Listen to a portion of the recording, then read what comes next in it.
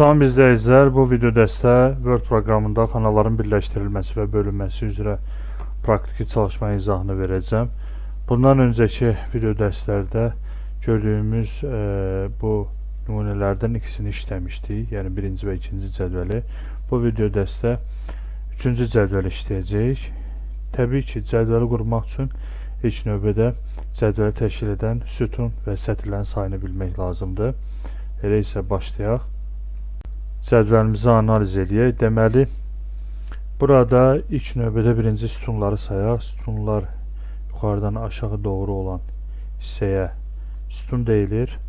Amma sayanda təbii ki, soldan sağa doğru sayırıq.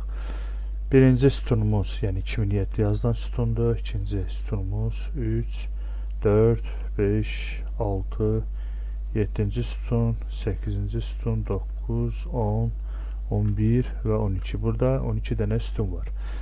Sətirləri saymaq üçün isə arxa hissədən sayacaq. Nəyə görə? Çünki sol tərəfdə bu hissədə xanalar birləşdirilib. Yəni normalda biz buradan saysaq 1, 2, 3, 4, yəni az edəcək.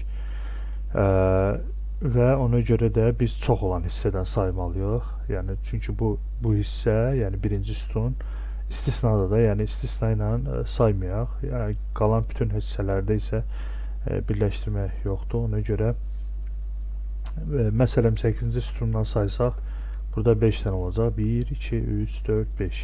Yəni 1-dən 8-dən saymaq olmaz.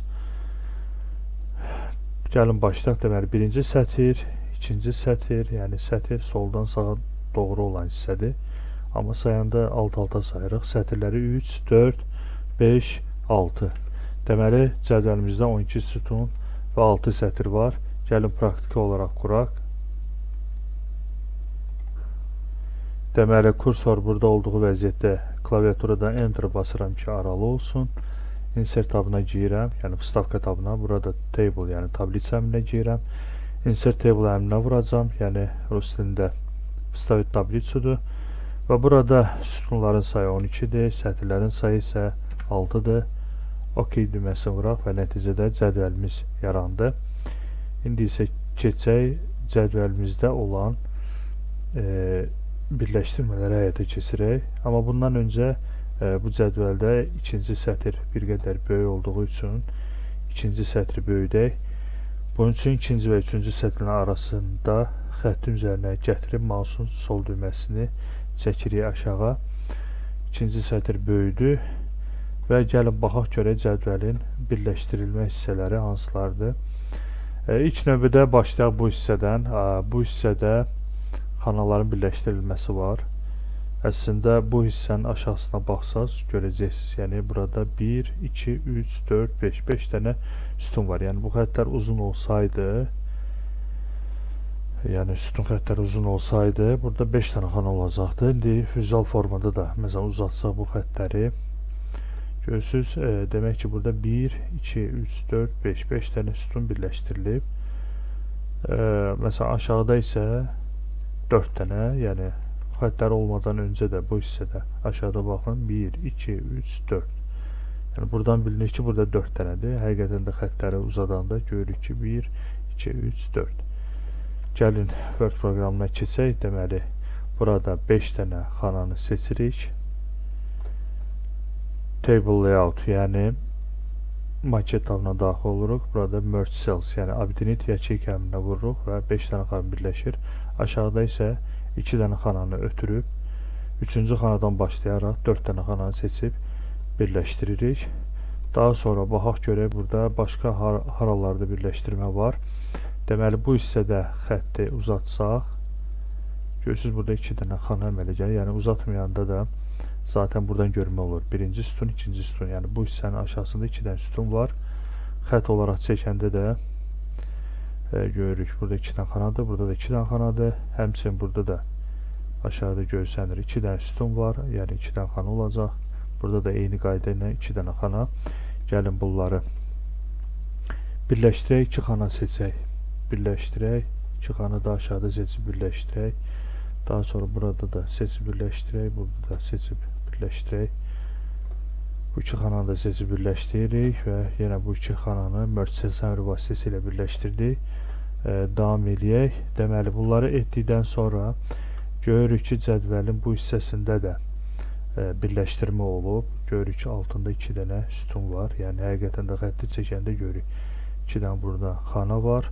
Burada da alt-alta 2 xananı birləşdirəcəyik. Belə ki, bu xətti, qırılmış xətti birləşdirsək, görəcəyik ki, burada həqiqətən də 2 dənə xana var. Gəlin, bunları həyata keçirək. Deməli, 2 dənə xana burada seçib birləşdiririk və burada isə alt-alta seçib birləşdiririk.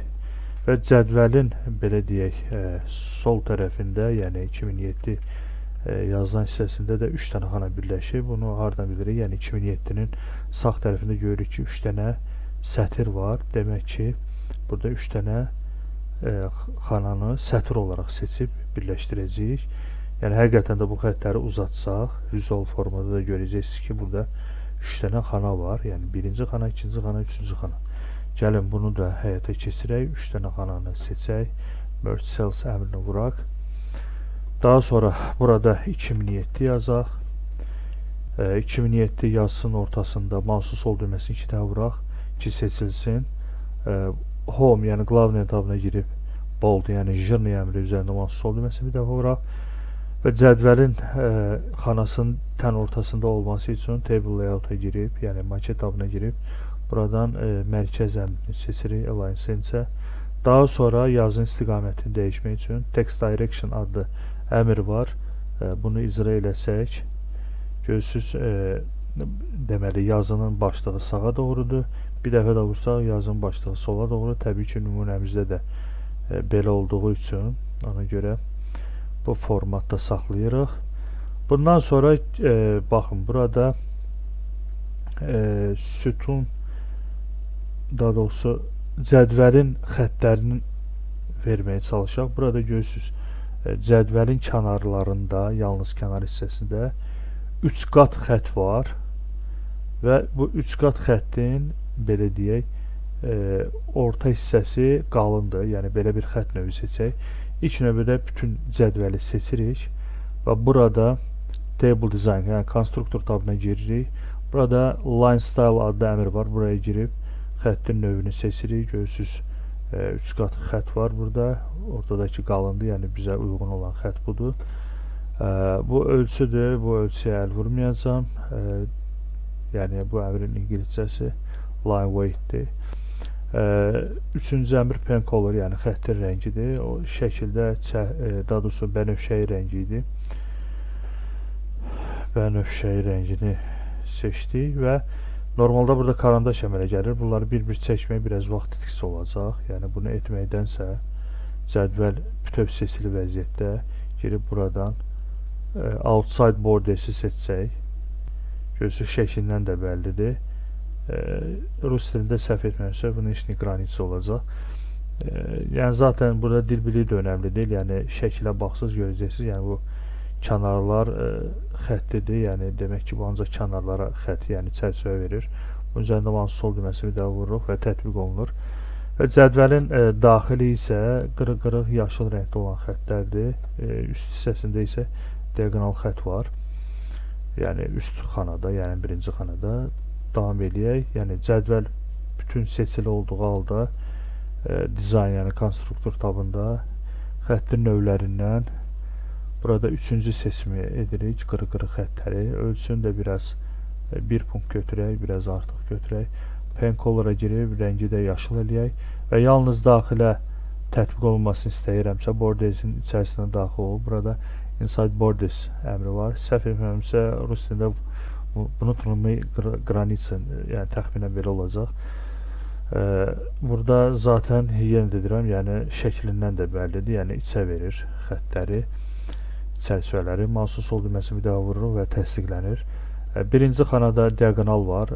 Birinci xana içərisinə qoyuruq kursoru. Təbii ki, bir neçə xanada olsaydı, bir neçə xananı seçəcəkdik. Amma bir xanada olduğu üçün, yəni bir xananın içinə qoyuruq. Burada deməli bordersə giririk və burada diagonal down, diagonal up var. Yəni diagonal aşağı və diagonal yuxarı belə deyək, xəttləri var. Bizə diagonal aşağı lazımdır. Amma lakin görürsünüz ki, bunlar passivdir.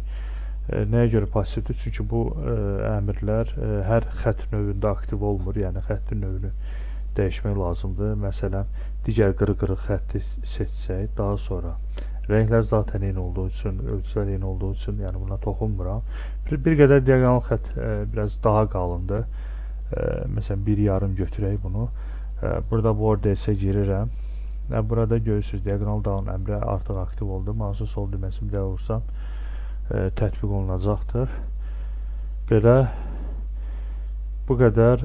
Növbəti video dəstədə 4-cü, yəni axırıncı cədvəlin izahını verəcəm. Videonu bəyəndinizsə like etməyi və kanala abunə olmağı unutmayın. Dostlarınızla da paylaşın ki, onlar da bizim video dərslərdən faydalanıb bilsinlər.